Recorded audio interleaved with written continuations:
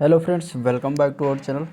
तो आज हम लोग डिस्कस करेंगे UP triple S C lower mains 2021 विज्ञान सीरीज़ का प्रैक्टिस सेट नंबर 15। ठीक है, इसके पहले 14 प्रैक्टिस सेट हो चुके हैं, जो कि इसके लिंक जो है डिस्क्रिप्शन में दे दूंगा, तो वहाँ से आप लोग देख सकते हैं, या फिर आप लोग चैनल पेज पर जाइएगा, वहाँ इसका प्लेलिस्ट बना हुआ, तो वहाँ से आप लोग देख सकते हैं। ठीक है, और ये सारे क्वेश्चन जो है यूपी ट्रिपल एस सी इस बुक से लिया गया है, प्रभात पब्लिकेशन से। ठीक है, तो सारे क्वेश्चन इंपॉर्टेंट हैं। और बात करते हैं एडमिट कार्ड की, क्योंकि आज 15 तारीख हो चुका है और 21 तारीख को पेपर होना है, तो अभी तक एडमिट कार्ड नहीं आया है। तो देखिए, एडमिट कार्ड की चिंता ना करें, एडमिट कार्ड आ जाएगा, वो उनका काम है यूपी ट्रिपल एस सी वालों का, तो वो दे देंगे। क्योंकि टोटल लगभग 14,000 समथिंग बच्चों का जो है पेपर होना है, तो उसमें उन्हें ज़्यादा कोई दिक्कत है नहीं देने में। तो आज नहीं तो कल या परसों तक वो रिलीज़ कर देंगे। तो चलिए, हम लोग पढ़ाई करेंगे, पढ़ाई करना हम लोग का कर्म है। तो चलिए स्टार्ट करते हैं इस वीडियो को। अगर वीडियो पसंद आए तो लाइक करेगा, चैनल को भी सब्सक्राइब करेगा।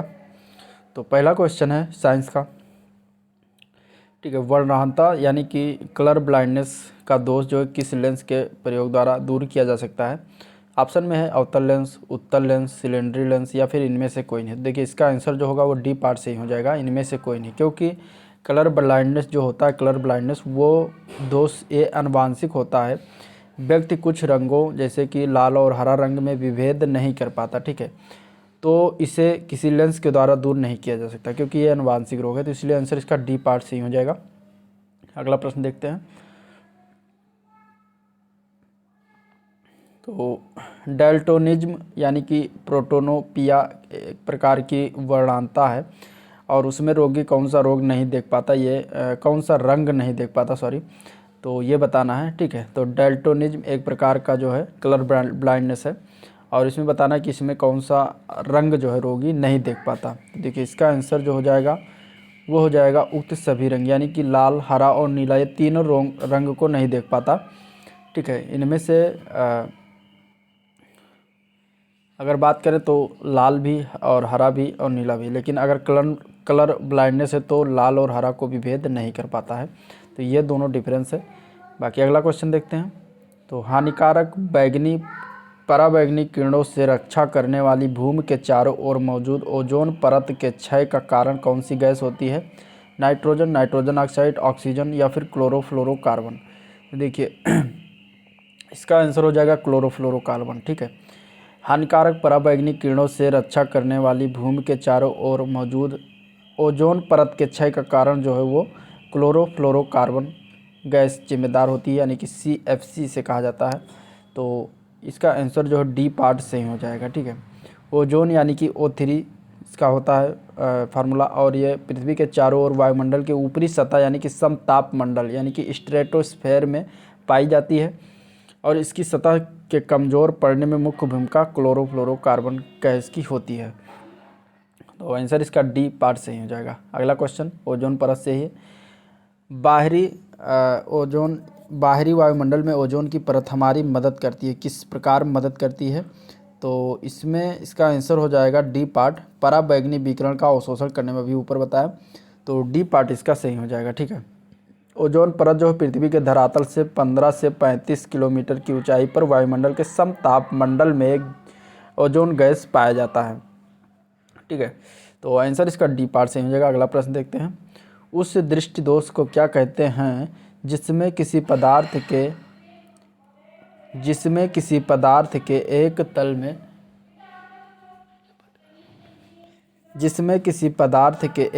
में बिंदु केंद्र में दिखाई देते हैं, जबकि दूसरे तल में बिंदु केंद्र के बाहर दिखाई देते हैं, ये बताना। ठीक है, तो उस दृष्टि को जो है उस दृष्टि दोष को कहा जाता है फिर दीर्घ दृष्टि दोष। ठीक है, दीर्घ दृष्टि दोष में पदार्थ एक तल में बिंदु केंद्र में दिखाई देते हैं, जबकि दूसरे तल में बिंदु के केंद्र के बाहर दिखाई देता है। तो आंसर इसका जो है वो डी पार्ट सही हो जाएगा, दीर्घ दृष्टि।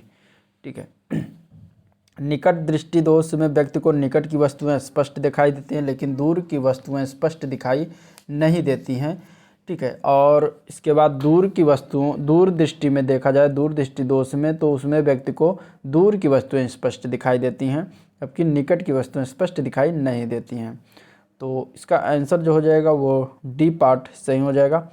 अगला प्रश्न है दीर्घ दृष्टि वाले व्यक्ति के लिए निकट बिंदु होता है। तो देखिए दीर्घ दृष्टि वाले व्यक्ति के लिए निकट बिंदु जो होता है 25 सेंटीमीटर से अधिक होता है। इसका ए पार्ट सही हो जाएगा।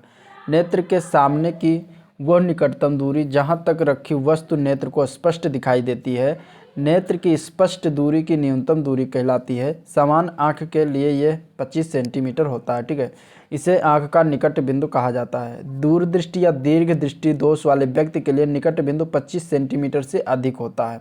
ठीक है, तो आंसर इसका ए पार्ट सही हो जाएगा, 25 सेंटीमीटर से अधिक। अगला प्रश्न है जूम लेंस क्या होता है। देखिए जूम लेंस जो इसको किसे कहते हैं, तो यह एक परावर्ती फोकस दूरी वाला लेंस होता है। तो आंसर इसका बी पार्ट सही हो जाएगा। ठीक है, जूम लेंस एक परावर्ती फोकस दूरी वाला लेंस होता है। नियत फोकस दूरी वाले लेंस के विपरीत जूम लेंस एक यांत्रिक संयोजन होता है जिसका उपयोग आवश्यकता अनुसार फोकस दूरी का प्रयोग करके देखने में किया जाता है। तो इसका आंसर बी पार्ट सही हो जाएगा। अगला प्रश्न है निम्नलिखित में से किस विकिरण में सबसे कम तरंगदैर्घ्य होता है, ये बताना है। तो देखिए सबसे कम तरंगदैर्घ्य जो होता है वो गामा किरणों में पाया जाता है। तो आंसर इसका सी पार्ट से हो जाएगा, गामा किरणें। ठीक है, गामा किरणें अत्यंत लघु तरंगदैर्घ्य परिसर की विद्युत चुंबकीय तरंगें होती हैं। इनका तरंगदैर्घ्य अगर बात करें तो 10⁻⁻10 मीटर से लेकर 10⁻⁻14 मीटर तक होती हैं। ठीक है, के बीच में होता है। ठीक है, इन किरणों में ऊर्जा की अत्यधिक मात्रा संचित होती है जिससे इनकी भेदन क्षमता अत्यधिक होती है। ठीक है, तो गामा किरणों के बारे में कुछ जो है इसके बारे में जान लेना। अगला क्वेश्चन देखते हैं। तो कैमरा में प्रतिबिंब की तीक्ष्णता निम्न में से कौन तय करता है। तो कैमरे में प्रतिबिंब की तीक्ष्णता जो है या शार्पनेस इसको इंग्लिश में कहा जाएगा, तो वो तय होता है द्वारक यानी कि एपर्चर द्वारा। आंसर इसका ए पार्ट सही हो जाएगा, एपर्चर या फिर द्वारक इसको हिंदी में कहा जाता है। ठीक है, अगला क्वेश्चन देखते हैं। तो प्रकाश स्तंभ में अत्यधिक तेज प्रकाश किस प्रयोजन से होता है। तो देखिए प्रकाश स्तंभ में अत्यधिक तेज प्रकाश जो होता है वो समुद्र के विभिन्न दिशाओं से आ रहे जहाज़ों का मार्गदर्शन करना और उन्हें चेतावनी देना। ठीक है, ये आंसर इसका हो जाएगा डी पार्ट। ठीक है, प्रकाश स्तंभ में अत्यधिक तेज प्रकाश का प्रयोग जो है समुद्र में विभिन्न दिशाओं से आ रहे जहाज़ों का मार्गदर्शन करने और उन्हें चेतावनी देने के लिए किया जाता है। नेक्स्ट क्वेश्चन देखते हैं। कांसा निम्नलिखित में से किसकी मिश्र धातु है, ये बताना है। तो कांसा जो है वो तांबा और टिन, ठीक है, दो होता है कांसा में। तो आंसर इसका सी पार्ट से हो जाएगा, टिन और तांबा दो मिश्र धातु का जो है कांसा बना होता है। ठीक है, इसमें तांबा का 88% होता है तांबा और 12% जो है इसमें टिन पाया जाता है। ठीक है, इसका उपयोग जो बर्तन या मूर्तियाँ बनाने के लिए किया जाता है। मिलान करना है। पहले में देखिए मिश्र धातु दिया है कांसा, पीतल, जर्मन सिल्वर और मुद्रा धातु। ठीक, इसके बाद संगठन दिया गया सीसा, एंटीमनी, टिन, तांबा जिंक या फिर निकल या फिर तांबा टिन। ये बताना है कि कांसा में क्या पाया जाता है, पीतल में क्या पाया जाता है, जर्मन सिल्वर में, और मुद्रण धातु में क्या पाया जाता है। तो देखिए कांसा में अभी मैंने ऊपर बताया इसमें तांबा और टिन पाया जाता है। ठीक है, तांबा और टिन। इसके बाद अगर पीतल की बात करें तो पीतल में तांबा और जिंक पाया जाता है, तांबा और जिंक। ठीक है, ये पीतल में पाया जाता है। जर्मन सिल्वर में तो तांबा, जिंक, और इसके बाद जर्मन सिल्वर में एक और पाया जाता है निकिल। ठीक है, तांबा, जिंक और निकिल, तांबा, जिंक और निकिल ये जर्मन सिल्वर में पाया जाता है, तांबा, जिंक और निकिल। ठीक है, मुद्रण धातु या टाइप धातु में सीसा, एंटीमनी।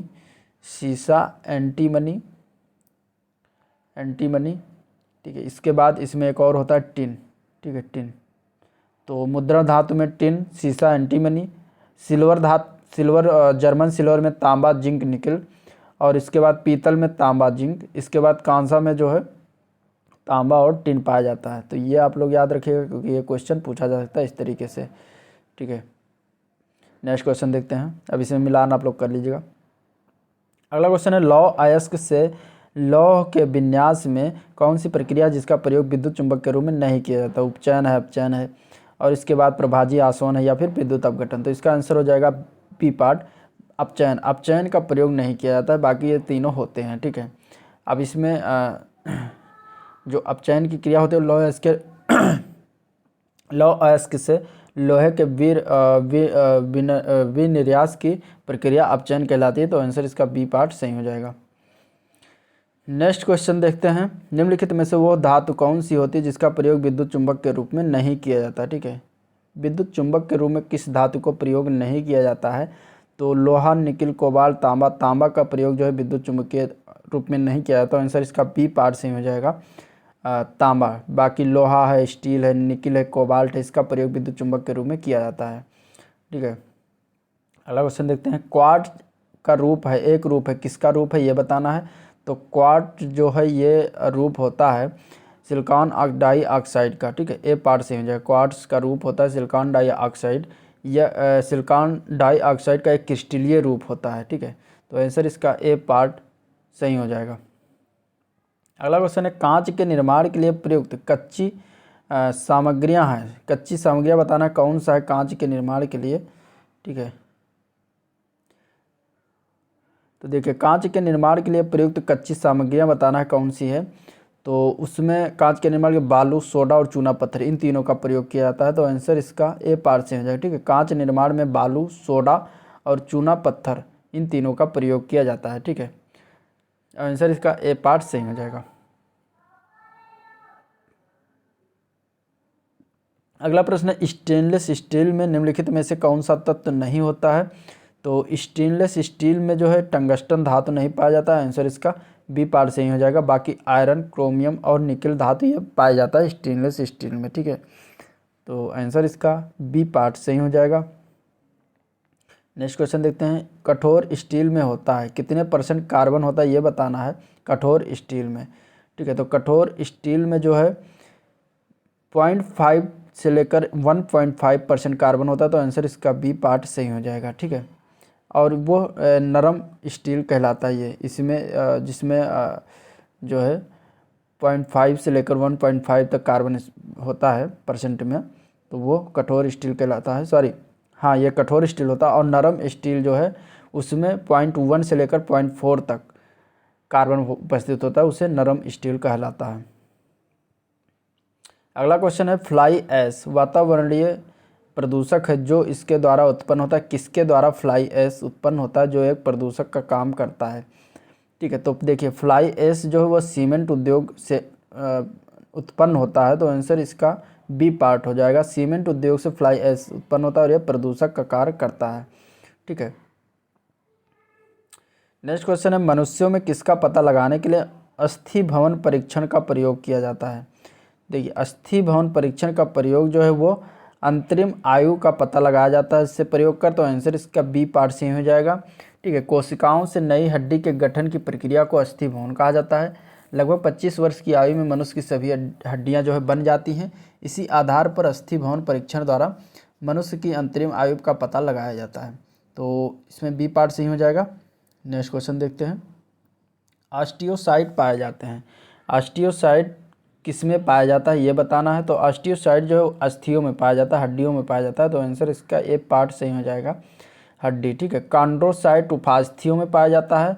और इसके बाद थ्राम्बोसाइट जो है वो रुधिर में पाया जाता है, रुधिर यानी कि ब्लड में पाया जाता है। तो ये तीनों याद रखना, ऑस्टियोसाइट अस्थि यानी कि हड्डियों में, कॉन्ड्रोसाइट उपास्थियों में, थ्राम्बोसाइट रुधिर यानी कि ब्लड में। नेक्स्ट क्वेश्चन देखते हैं, तो सिग्मा रूपी बृहदान्त्र, ठीक है, बृहदान्त्र किसका भाग होता है ये बताना है। तो देखिए सिग्मा रूपी बृहदान्त्र जो है ये बड़ी आंत का भाग होता है। इसमें आंसर ए पार्ट सही हो जाएगा, बड़ी आंत। ठीक है, नेक्स्ट क्वेश्चन देखते हैं, महारंध्र जो एक द्वारक है कहाँ होता है। महारंध्र जो एक द्वारक है ये कहाँ पर पाया जाता है, कहाँ होता है, किस जगह। तो ये कपाल में होता है। ठीक है, आंसर इसका डी पार्ट सही हो जाएगा, कपाल। नेक्स्ट क्वेश्चन है, स्टार फिश के परिसंचरण तंत्र को क्या कहा जाता है। तो स्टार फिश के परिसंचरण तंत्र को हीमल तंत्र कहा जाता है। आंसर इसका सी पार्ट से हो जाएगा, हीमल तंत्र। ठीक है, स्टार फिश में परिसंचरण 3 स्थानों पर संपन्न होता है। पहला होता है पेरीवेसरल कोएलम, ठीक है, दूसरा होता है जलवाही तंत्र यानी कि वाटर वैस्कुलर सिस्टम, तीसरा होता है हीमल तंत्र यानी हीमल सिस्टम में। तो इस तरीके से इसका आंसर सी पार्ट से हो जाएगा। अगर इसके अब इसमें हीमल तीसरा दिया होगा, दूसरा और पहला दिया होगा तब भी सही हो जाएगा, जलवाही तंत्र या फिर पेरीवेसरल कोएलम। अगला क्वेश्चन देखते हैं। तो पुरानी और नष्ट प्राय लाल रक्त कणिकाएं यानी कि आरबीसी कहाँ नष्ट होती हैं, ये बताना है। ठीक है, तो देखिए आरबीसी जो है वो प्लीहा में नष्ट होती हैं। आंसर इसका ए पार्ट हो जाएगा। आरबीसी जो है अस्थि मज्जा यानी कि बोन मैरो से उत्पन्न होती हैं और ये जब क्षतिग्रस्त और पुरानी हो जाती है तो ये प्लीहा में नष्ट हो जाती हैं। ठीक है, इसको आरबीसी का कब्रिस्तान भी कहा जाता है। लास्ट क्वेश्चन है कि सबसे बड़ा श्वेत रुधिराणु है। श्वेत रुधिराणु जो है वो कौन सा होता है सबसे बड़ा, तो इसका आंसर हो जाएगा मोनोसाइट यानी कि एक केंद्रकांड जो होता है या मोनोसाइट होता है, ये सबसे बड़ा श्वेत रुधिराणु यानी कि WBC होता है। ठीक है, मोनोसाइट का सबसे बड़ा श्वेत रुधिराणु होता है। इसका व्यास जो होता है 20 एंगस्ट्राम मीटर तक होता है, तो 20 म्यू तक होता है। तो आंसर इसका बी पार्ट सही हो जाएगा। ठीक है, मोनोसाइट। तो ये था ओवरऑल सेशन जिसमें साइंस के कुछ क्वेश्चन। तो देखिए इस क्वेश्चन जो मैं प्रैक्टिस सेट करा रहा हूँ प्रभात पब्लिकेशन का, तो उसका मैं प्रैक्टिस वाइज एक एक करके करा रहा हूँ। तो उसमें कुछ क्वेश्चन इजी दिया जा रहा है या फिर दिया हुआ है, तो मैंने उसको इस वाले पार्ट में नहीं लिया है और कुछ क्वेश्चन ले भी लिया है इजी के। तो आप लोगों ने कमेंट किया था कि ये बहुत इजी क्वेश्चन है, तो इसमें मैंने कोई क्वेश्चन अपने तरफ से नहीं डाला हुआ, जो बुक में दिया वही मैं करा रहा हूँ। तो अब जिस तरीके से क्वेश्चन में दिया गया है तो वो करा रहा हूँ, बाकी जो है वो आपके सामने है। और अगर वीडियो पसंद आया तो लाइक करिएगा, चैनल को भी सब्सक्राइब करिएगा, साथ में बेल आइकन भी प्रेस कर दीजिएगा जिससे कि नया वीडियो तुरंत आपको अपलोड हो तो मिल सके नोटिफिकेशन। ठीक है, तो आज का वीडियो यहीं पर एंड करते हैं, मिलते हैं नेक्स्ट दिन, तब तक के लिए थैंक यू।